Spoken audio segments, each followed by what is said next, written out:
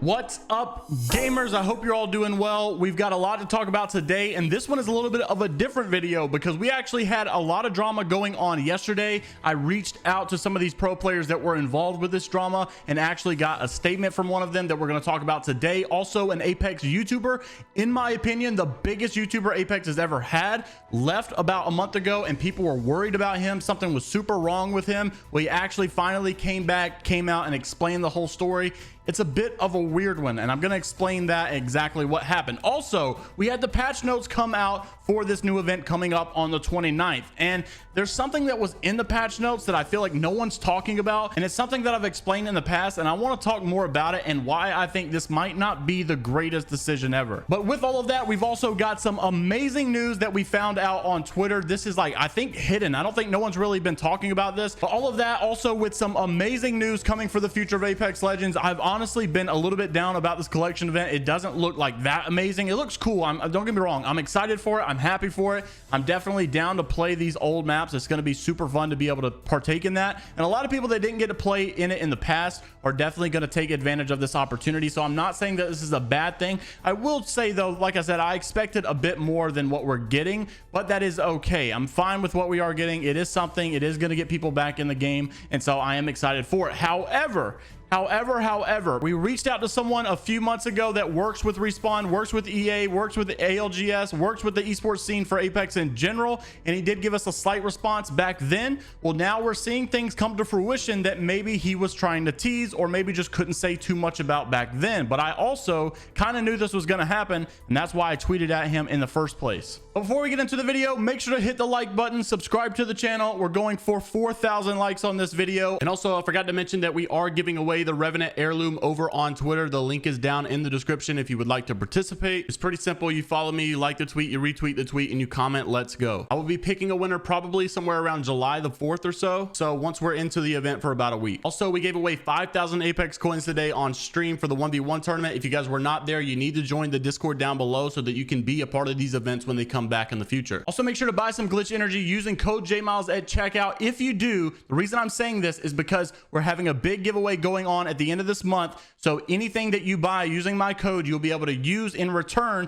and help you win that giveaway even more. These are our two new flavors, OA Slurp and Granny's Grenades. Probably my favorite. This one's probably my favorite right now. It is such a good flavor, and it's sour green apple. I don't even like sour green apple, but that one is a good flavor. So make sure to use my code, and you'll have a prize for you at the end of the month if you've bought anything using my code. All right, so the first topic of today is coming from an Apex Legends YouTuber, in my opinion, the biggest YouTuber that Apex has ever had, who left about a month ago, and people knew that something was up. Something was wrong with this guy. He wasn't acting normal. Well, he finally came out and said what was going on. This YouTuber goes by the name of Zylbrad. And so about a month ago, he made a video awkwardly staring at the camera, just not talking like his usual self. And you could just tell something was bothering him, but we really didn't know what was going on. Well, he left for about a month. He finally came back, and he started to talk about stuff about 2 days ago, saying that hopefully things would come out and he would be able to make a video as to what was going on, but something had been bothering him, but he wouldn't say what it was. So we really were suspicious of, like, maybe something is going on that is really deep.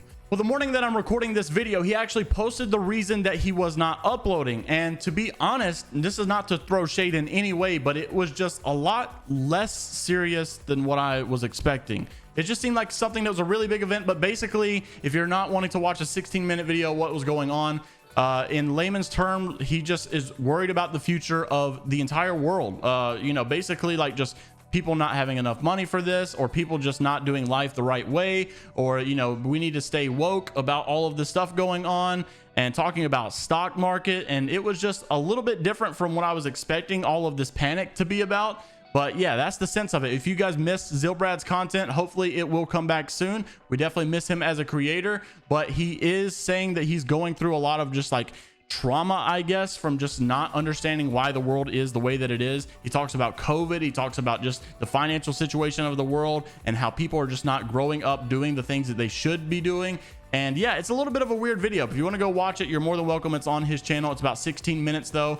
And yeah, he's definitely one of the biggest creators that Apex has had. So it was kind of surprising to see this. All right, moving on to the next topic. This is one of two of the biggest topics on this video, probably the biggest ones that I've talked about in a very long time. You guys know that Knocked was actually dropped from his pro team on Cloud9. Now, in replacement for him was Albralelie from TSM. So I was thinking to myself, no way they just dropped the best player on the team just to add Albralelie after having a second place finish in ALGS and also having the most points scored in ALGS. Team Kungarna won because there was a match point system, and so they came in after they reached match point and then won the very next game. Obviously well deserved. Those players were super cracked out of their mind, but you had to credit Cloud9 as well. They played phenomenally well. They scored the most points. They placed probably the most consistently in the top 5, and they just placed really well as a team and played really well as a team. So that's the situation as to why people were wondering if this was a bait whenever they decided to drop Noct. Well, we actually were able to confirm after TSM Albralelie posted this on his Twitter. I've decided to return to competitive Apex to compete alongside the Cloud9 roster, Zach, and Stay Naughty, and PvP as the coach. I'm excited for the future and can't wait to see what we have to offer. I'll be going live now to answer the questions for the team, all questions regarding the roster changes. So I reached out to Noct and asked for a statement, and here's what he had to say. I said, I'd love a statement from you if possible. Is or was there any beef? Was it simply a business decision or any ill feelings going towards each other? If you don't want to give a statement, that's all good. Best of luck, my friend. He actually did respond though and said definitely was not a bait. They thought they could be better with Albralelie and Zach and Stay Naughty being way closer friends with each other than me. I was kind of the odd man out. So no matter what I did, I would always be the one that would be dropped. As far as beef and ill feelings, I do not want to comment on that, and I don't want to start a bunch of drama. It just is what it is at this point. So obviously he's keeping it cool, calm, and collective. I feel like he was done extremely dirty. I feel like he was the best player on the team, and for them to kind of just play buddy and drop him, and in my opinion, I don't think Albralelie is a better fit for this roster. I think Albralelie is a better marketing opportunity for Cloud9 here, and I don't like that they dropped their best player for probably money. That's my opinion. Let me know what you guys think down in the comments below. I feel like he was done dirty. But not only did we have a reply from Noct himself, we also have a clip right here from Zach's Twitch channel talking about the new team, and here's what he had to say. Roll the clip. What made you guys make this decision? How did it come up? Nothing made us make this decision, and how it came up was I've just approached and was like, yo, I'm willing to play with Zach and Naughty, and then it just kind of went from there where we had to do the pros and cons and deal with it as a team. That was something that I said on stream, actually. Like before that.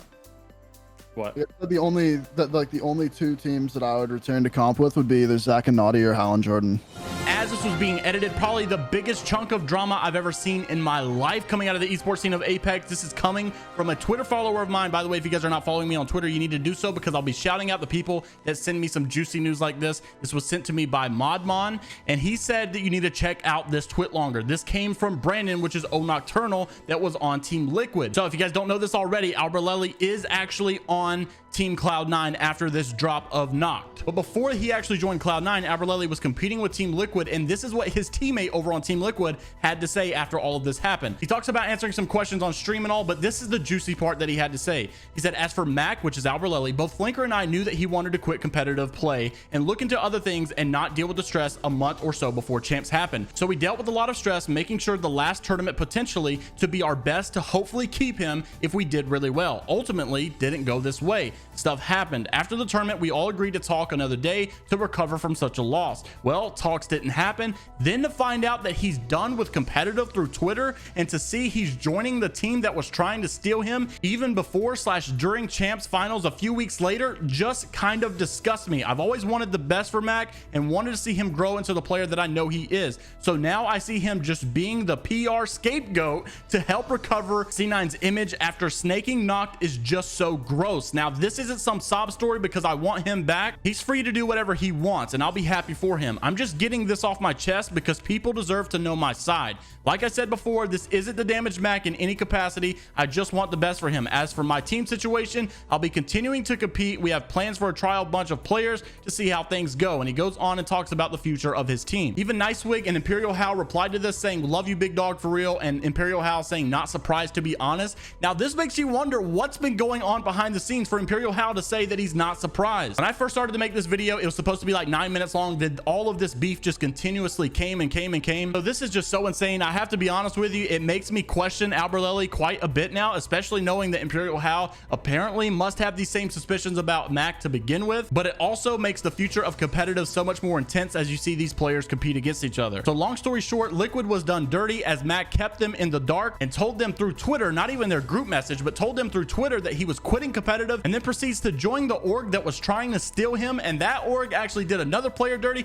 This is a big mess. Let me know your opinions on this drama down in the comments below. All right, coming in our third story today, and then after this we'll wrap it up with the big news that you've been waiting for. This is coming from Reptar. Now, this seems like a small issue. It doesn't seem like a big deal whenever you first read it, but in my opinion, this kind of is a big deal. I'm not going to make it too much of a big deal, but I just want to give you guys my concerns here. Reptar tweeted out about the patch notes saying this right here: I can no longer do it in regards to the patch notes where they actually made a patch note in regards to a specific player. So under the phase runner tab of the patch notes, they actually said they added a few trees to reduce the ease of spawn sniping. We're looking at you, Reptar. So obviously they made this in regards to a simple pro player being able to abuse one part of the map. So the reason I'm having a bit of an issue with this, I can understand if like the entire lobby were doing it, or like you see a mass majority of Apex players doing this, but I don't like and this is not a big deal, don't get me wrong, this is not like